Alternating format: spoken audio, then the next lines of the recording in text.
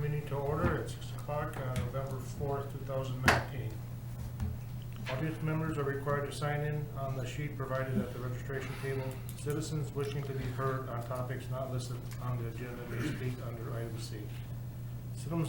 Citizens may be given an opportunity to speak during the discussion of items listed on the agenda and are allowed 3 minutes for comments. Disruptive discussion or profanity will not be allowed. I'm filling in for President Streeter tonight. He's got an illness, so hopefully he gets well soon. So, roll call offers. Morning. Here. Price. Here. Streeter is excused. Will. Here. Stutz. Here. Congratulations. I pledge allegiance to the flag of the United States of America and to the republic for which it stands, one nation, under God, indivisible, with liberty and justice for all.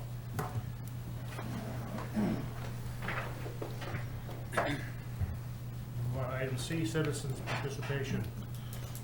Citizens are addressed to the board only. Statements are limited to 3 minutes. The board may not respond to items not listed on the agenda. However, you may ask for an item to be placed on future agendas. Anybody wishing to speak? Seeing none, we'll move on to item D, announcements and communications. Does anybody have anything to talk about? Ms. Pancake? November 9th, 7 to 2. 7 to 2, Yep. like Optimist Pancake The presentation Annual gym. Presentation gym. Yes. Okay. Anything else want to announce? Seeing none, we'll move on to item E, President's Business and Staff Reports. Item number 2, Administrator. Thank you. Last week, as I was gone the previous week on vacation, I spent a fair amount of time catching up, but we did receive all of our final numbers from the state, MPTC, the school district, and some of our expenditure restraint numbers. Chris and I received all those numbers last week, so we were able to put together everything in time to get it to the paper. The publication, which we're reviewing tonight, was published on Friday in the Reporter last Friday, so we were able to get all those numbers in prior to sending that out, so that was good news. The Villager was finished last week also on Monday, so that is out on the web and available at the office and several other locations in the village. I attended an award ceremony Tuesday at FCE in our business park. It used to formerly F. Siegler. They were named by the WEDC of it's a designation that they applied for. It's called Made in Wisconsin, which means that a large portion of the products that they use and to make what they make there are from Wisconsin and locally grown type. They're very negligible amounts that aren't from Wisconsin. So that was a great event to be at. We also got a tour of the factory, the manufacturing facility. Very interesting what they make there. They also asked me to say a few words at the presentation, so that was a nice honor to be there. We also, and we'll talk about this again tonight, we received our rating last week. Greg's here tonight to discuss that. It came out as an A1 rating, which Greg can explain better than I can, but good news, very good news. And then along with that good news comes a good rate that we got today. So we'll talk about that in a little bit. Also, I met with RMM last week as kind of a debriefing, so to speak, of what happened here a few weeks ago with the IT issue that we had. And all in all, the outcome of that was very good. We didn't really have any outstanding problems other than the short time, 3 days. After talking to RMM, they've had this incident happen, not specifically this incident, but several incidents happened in the last 6 months, and they were talking about some communities that were down for months, 3 weeks, 2 weeks, and we thought 3 days was terrible. So I guess all in all, we were fortunate. If you recall at the board meeting when we were talking about that, I estimated it was probably going to be between $10,000 and $20,000. It was right around 11, a little bit more coming yet. Fortunately, we have cybersecurity insurance, and we found out late last week that it's covered. So thankfully, we had that insurance, and we will have to pay the deductible, but we got fortunate there. I guess that's all I have. I will note something that Mitch had in his, if you recall, the water backyard issue that we've dealt with several times over the years, up on Marco Street, with the gentleman that had a garage that would flood repeatedly. He applied for a stormwater lateral with a new program we have, and it was installed last week. So that is completed, and hopefully that issue will go away. That's all I have. Thanks, Hank. One quick question. Yep. The deductible, what? $1,000? Yep. Okay. Good for us. Moving on, Police Department, Darren? Thank you. Mine's mostly good news. So last week, Fond du Lac County Health Department did compliance checks at all of the local retailers for alcohol sales. They actually have underage people go in and present and try to purchase tobacco products. All of our retailers asked for ID, checked the IDs, and refused the sales when they realized that the people were underage. So 100% compliance, which is absolutely fantastic. Hats off to all of the retailers for being so diligent. Darren, I just tried to interrupt, but I've heard that over and over the years, and I don't recall ever that happening before. We're all 100%. I think there might have been one other time where we were 100%, but last year was really, really bad. Yeah. We were one of the worst in Fond du Lac County, and this year 100% compliance. So yeah. Also, October 26th was Drug Take Back Day. We have a 24/7, or I'm sorry, not 24/7, but a permanent drug drop location here that people can get in during hours of business. So the Take Back event isn't that big for us, but this is when we take the medication that we've collected during the year and are able to turn it over to DEA to be disposed of. And so on Monday, we turned over 137 pounds of unused and unwanted prescription medications that had been collected in that box. So it's great that residents are utilizing that as much as they are. It's definitely the best alternative for people who are looking to get rid of that stuff. Keeping it in the house can be dangerous, and also disposing of it improperly is bad for the environment. So I encourage people to continue to utilize the drug drop box. It's really a great asset for the village. So last Wednesday, I had the privilege of going to an award ceremony down in Madison. Wisconsin State Patrol handed out their annual awards. You'll probably recall that Sergeant Clarissa Justman worked for State Patrol before she came to us, and she actually received 2 life-saving awards from her time with them. 2 separate incidents last year, where she was the first responding officer and administered Narcan and brought people back, and those people are still alive today. So it was awesome to be there to witness her receiving those awards, and it's a great reminder too for all of us the level of professionalism and dedication that we have working for us in the village. So hats off to her. The last thing is the only part that isn't good news. November 15th marks the beginning of the winter parking season. So next week, Friday, it starts. I guess if there's any good news, it's that it's already snowed a couple of times, so people are probably have it more on their radar than they usually do. But just as a reminder, from 8 p.m. on an even calendar day to 8 a.m. the following day, parking is only on the side of the street with even numbered addresses. And then the flip side of that, from 8 p.m. on an odd calendar date to 8 a.m. the following day, parking is only on the side of the street with odd number addresses. If you live on a street where, or if you're parking on a street where one side is posted no parking, the winter parking rules do not apply there. You always park in compliance with those signs, those posted signs. So just a reminder, we do enforce it whether or not there's snow on the ground, because we're trying to make sure that people are following the rules when the plows need to get out. So we'll have something on our Facebook page and on the website as the date draws a little bit And closer. it was in the Villager too. And it was also in the Villager, yep. That's all I have. Thanks, Darren. Mike, Yes. I just had one question. When you said there was 100 and some pounds of drugs dropped off, how long of a period of time was that? That was actually for the past year.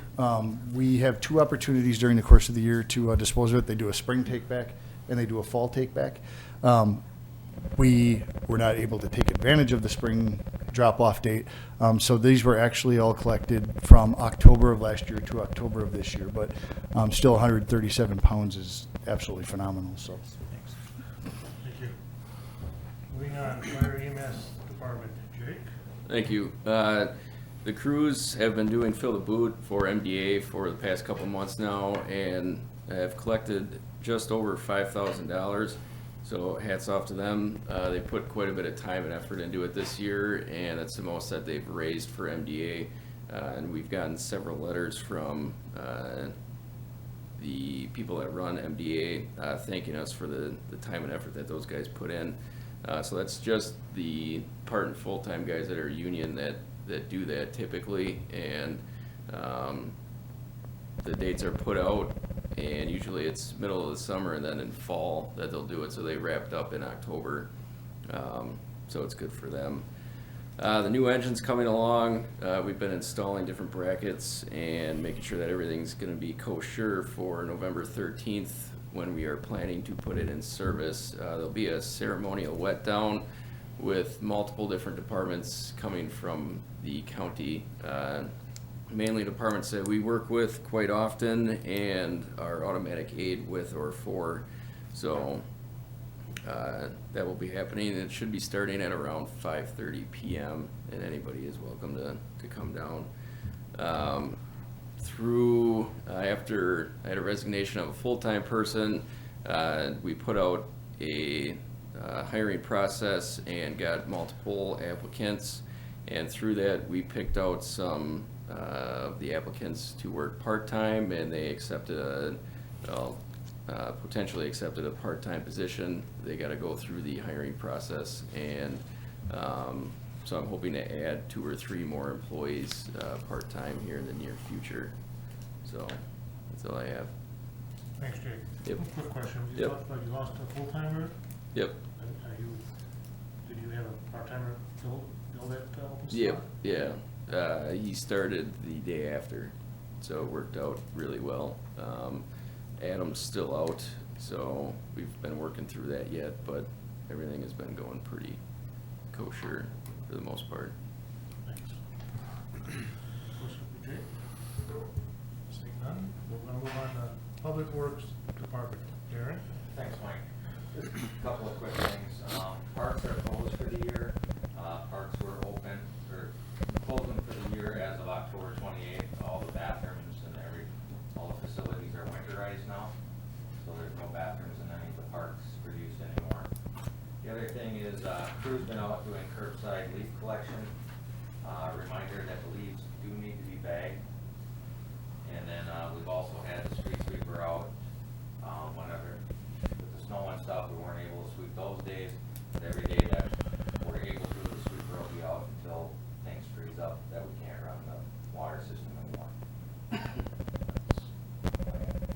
Darren. Quick question, how's the new street sweeper?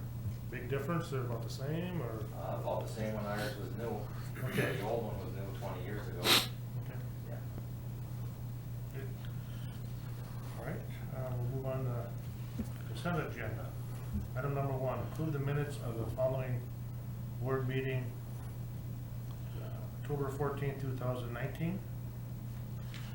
Item number 2, approve invoices, authorize checks to be drawn on respective funds as indicated, checks dated October 21st, 2019 and November 4th, 2019. First,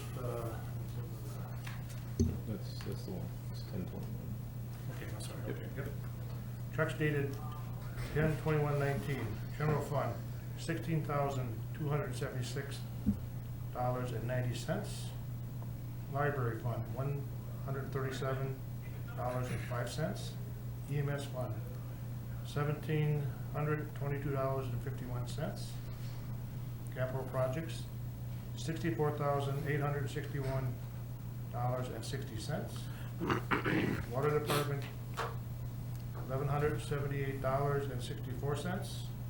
Wastewater department, $96,610.24. Stormwater fund, $2,380.18. Community Development Authority, $2,095, for a grand total of $185,262.12.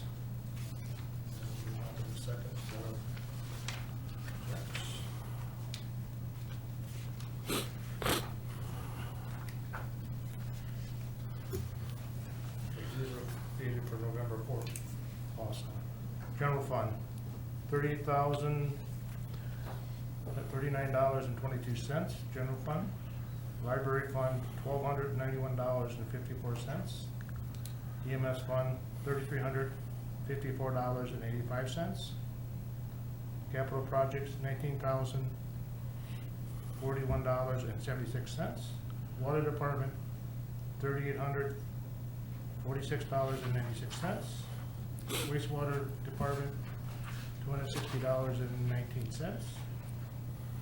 Stormwater fund, $166.96. Community Development Authority, $513, for a grand total of $66,514.48. Motion, I'll make a motion to approve the consent agenda as read. motion by Stutz, I'll second that motion. second by Bryce. Any questions on any of the bills or minutes or anything? Seeing none, all in favor say aye. Aye. All opposed? Nay? The ayes have it.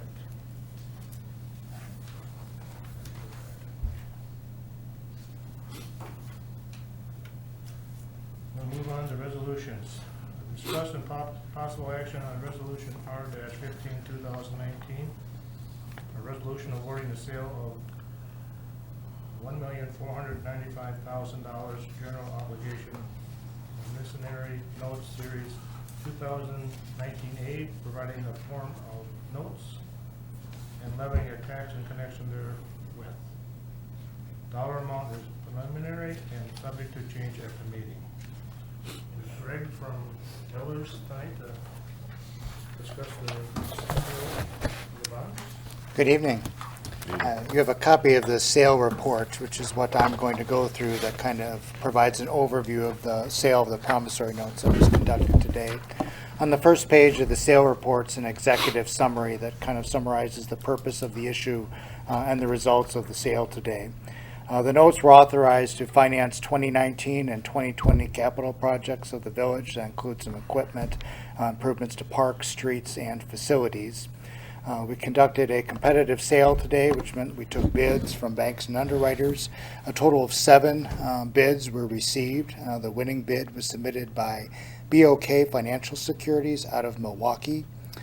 They came in with a true interest cost of 1.8337%. The amount that you authorized last month for the issuance of the notes was $1,495,000. The amount that you actually only need to borrow this evening is $1,450,000. I'll explain the difference in a moment. But the total principal and interest on the notes over the life of the notes came in $44,559 less than what we estimated last month. I'll walk through kind of the report after the executive summary. The next couple of pages are the bid tabulation. Just shows all of the results from the 7 bidders that submitted bids today. Again, the winning bid was from BOK Financial Securities. On page 3, there's page numbers in the lower right-hand corner. This is just a breakdown of the projects that were financed through the notes. So really no changes there in terms of the projects or the estimate amounts. Down below are the estimated finance-related expenses. Those came in a little bit less than estimated. And there was also what's called a premium bid submitted with these notes, which means that the underwriter was willing to pay you more than the face value of the notes. And so that premium really gets used for 2 purposes. Part of it is used to downsize the amount that you borrow, so you can borrow less. And then part of it goes into the debt service fund to help pay some of the debt service on the notes. So you'll see at the end of the day, you authorized $1,495,000. The amount that's in the resolution tonight is only $1,450,000. So you still have the same amount to finance your projects. You just had to borrow less to do it, which is always a good outcome. So on page 4 is the tax rate and levy summary that incorporates your existing debt that's outstanding and then the notes that are before you this evening for consideration. So on the far right-hand side of this spreadsheet, under the levy and tax rate column, you'll see your levy for debt service for your 2019 budget was $698,813. The amount that you had published in your budget notice for the debt service for 2020 was $666,278. So even with these notes, your debt service levy is decreasing by about $32,500. Since that's kind of the levy target that was established in your budget, as I mentioned, some of the premium from the underwriter's bid today will go to pay for some of the interest expense on the notes in 2020. And so with your levy at that $666,000 number, you have about $28,415 of extra levy that we were able to apply towards your project costs for 2020. So that further reduced the amount that you need to borrow. So since that was already built into and budget for in your debt service levy, the premium covers the interest next year. We're taking that levy dollars in your debt service fund and applying it towards projects so you could borrow less now. So that's part of the reason why you're borrowing less money than what we'd estimated last month. So you'll see the levy change going forward. We'll look at the impact of future borrowings in a moment, but you'll see your tax rate for debt service, is projected to decline without any additional financings going forward. So you'll see down below we have the total principal and interest, what we estimated last month. The final net principal and interest, taking into account the premium, that's $1,614,393. Again, that's $44,559 less in debt service costs than we estimated last month.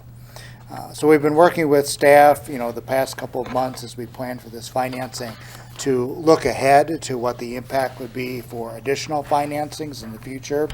And that's summarized on page 5. And this is really for illustration purposes.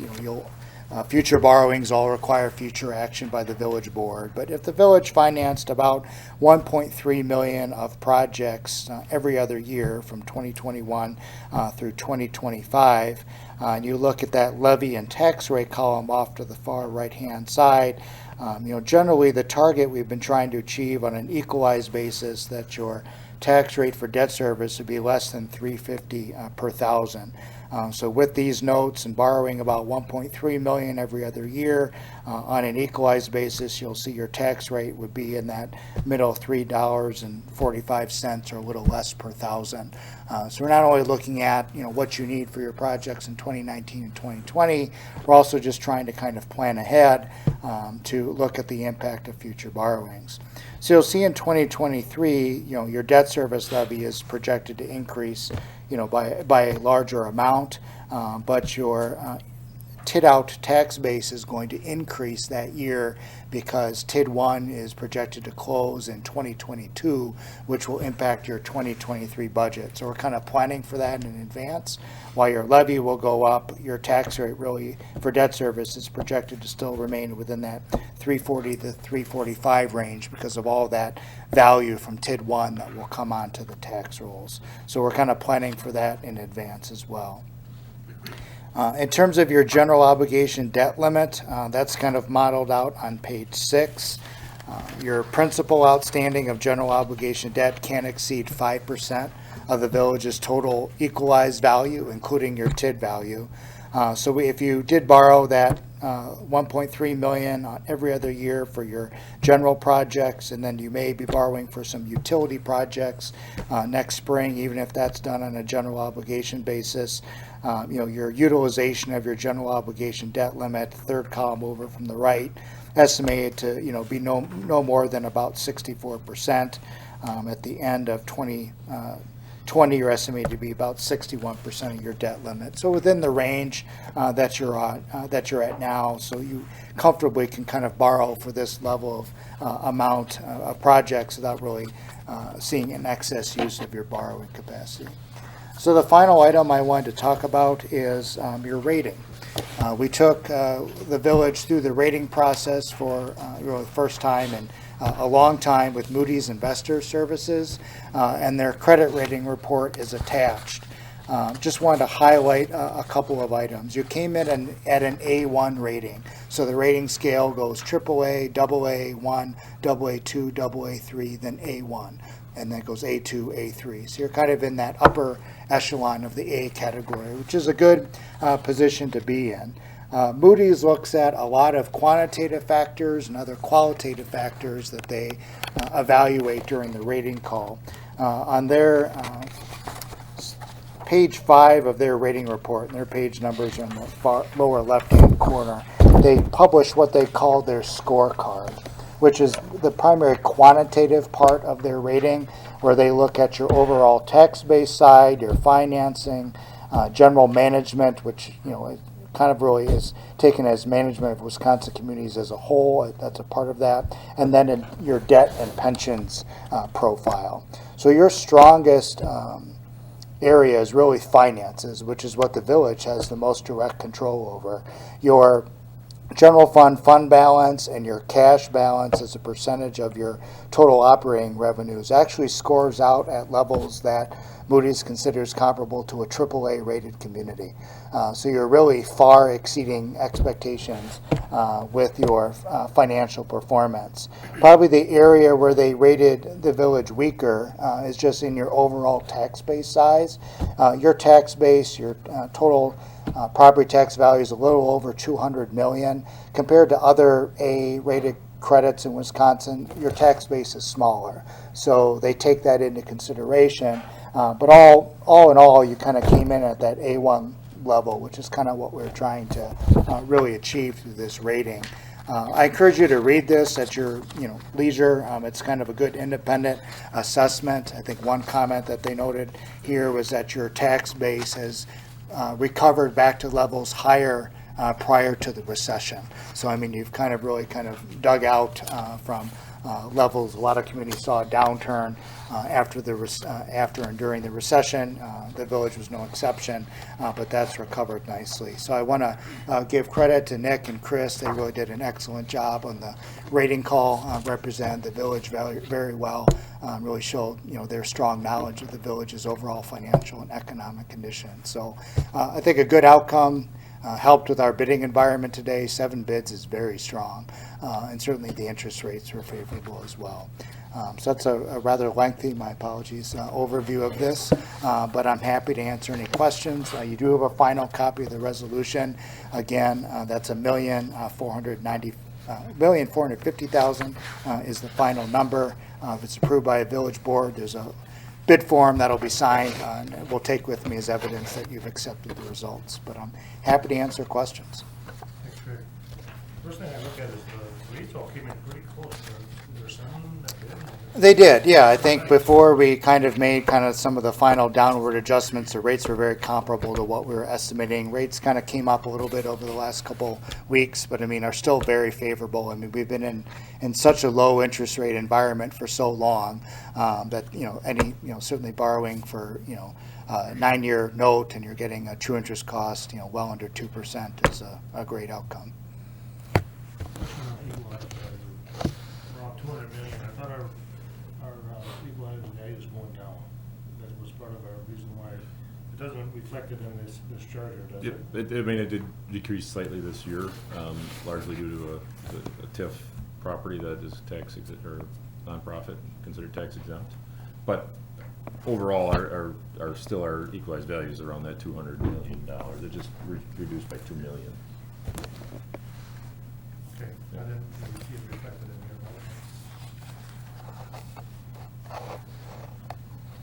The 190, the 192 is the TIF hit out equalized value.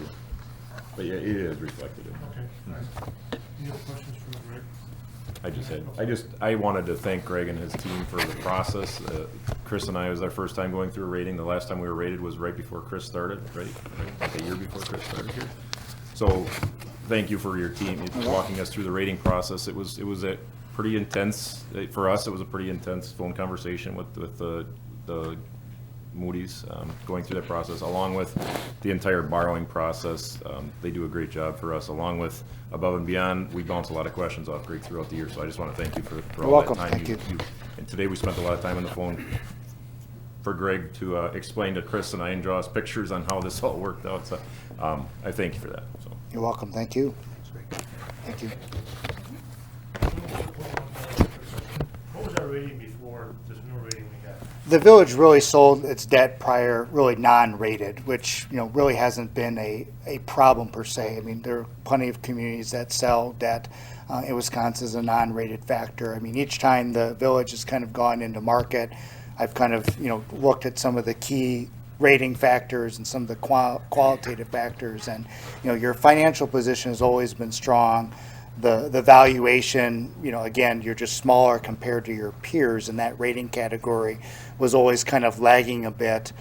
Kind of what I was kind of monitoring was really, as I said, waiting for things to kind of recover from where they had been kind of prior to the recession, because I knew that was going to be not one of your credit strengths. Your credit strengths were the finances. So that's kind of been there, but wanted the value numbers to look a little more favorable, and that took some time. And I just want to mention again, I think I mentioned at the last meeting, but one of the questions on one of the questionnaires we did, I don't remember which one it was do we have a fund balance policy? Mm-hmm. And it was beneficial to us that we were currently basically talking about it. And if you see we have 41% fund balance, Mm-hmm. that was that AAA rating, so the strong financial portion of that. Great. I'd also like to thank Greg and Chris and Mitch for all their hard work and came up with a good project, so thank you. You're welcome. Thank you. Okay, looking for a motion on this resolution.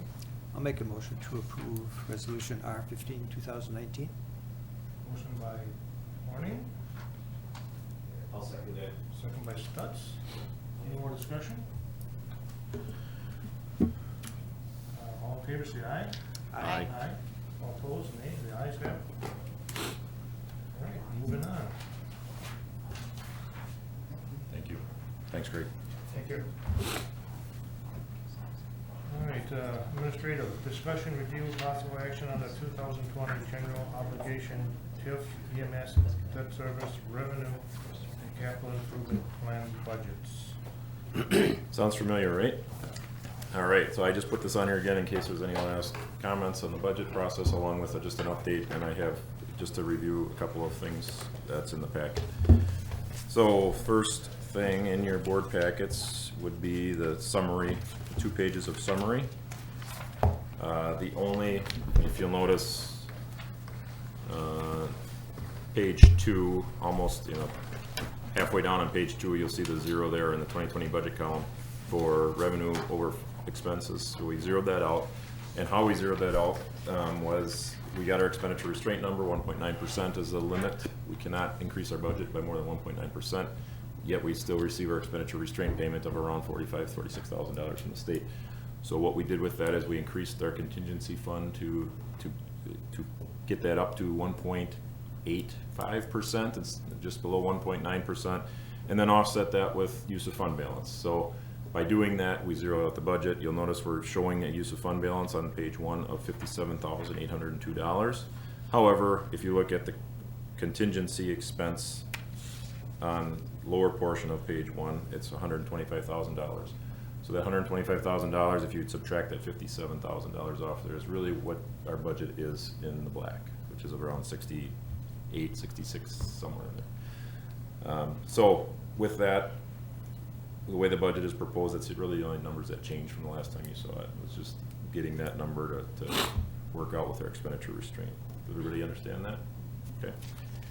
That's really the only update I have for you on the summary portion of it. And then moving on, we would go to the next document, which is the publication that was published in the paper on last Friday, November 1st. Really, again, the only thing that would have changed on here, that those numbers I just talked about do not change the levy amount at all.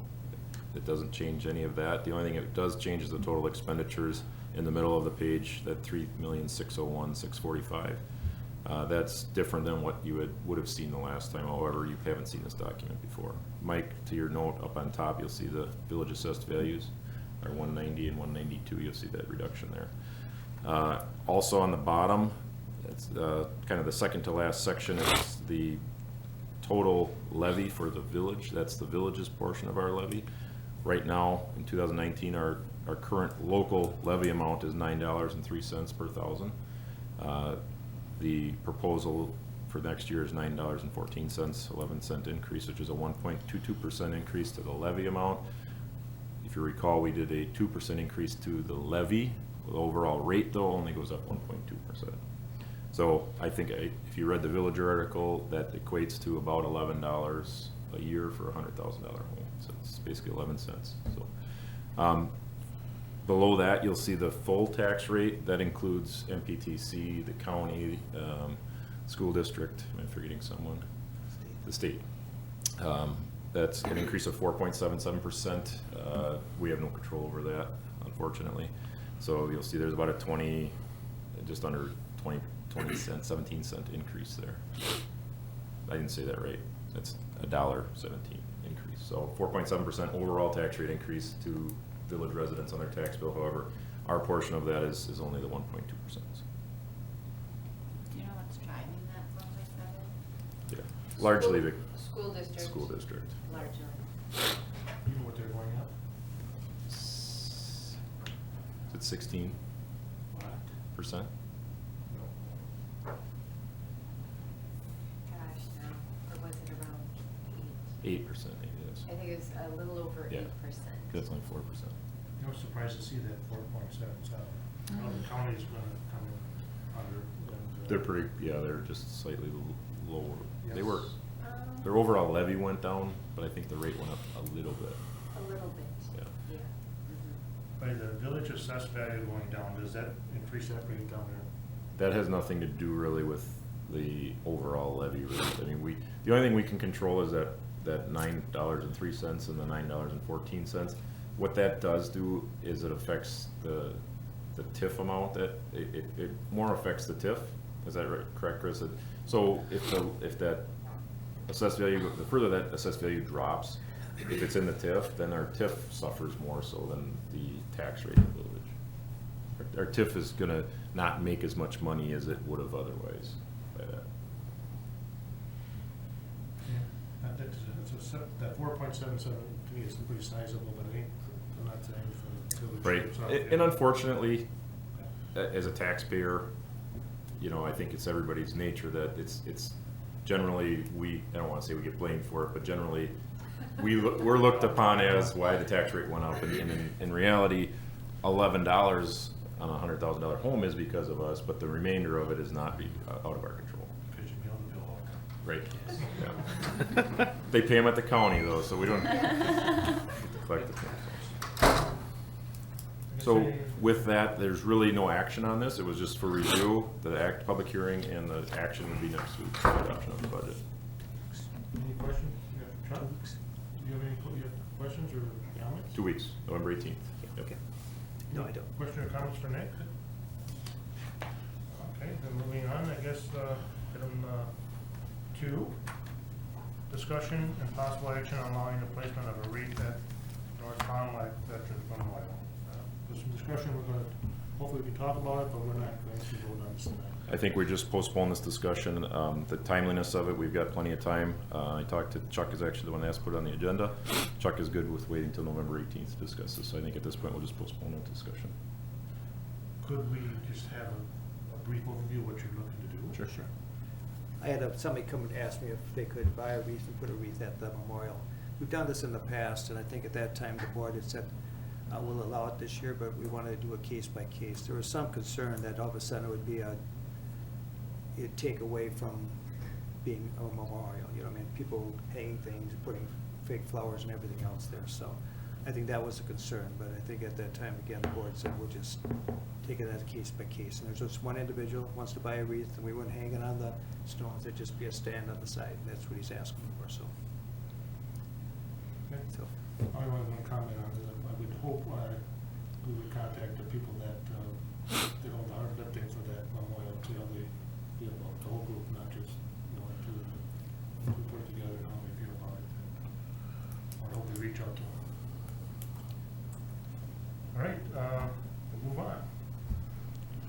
I, communications. Any communications that you want to share or anything? I guess I'll just use this opportunity to thank village staff for the budget process now that we're kind of putting an end to it.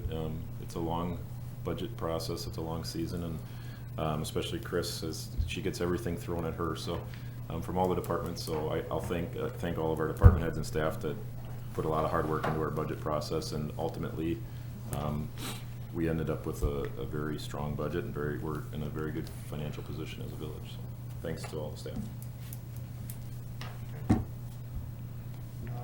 Moving on to new business. Seeing none, we'll move on to motion to adjourn. I'll make that motion. Motion by Stutz, I'll second that motion. second by Price. All in favor, say aye. Aye. All opposed, nay. Ayes have it. Meeting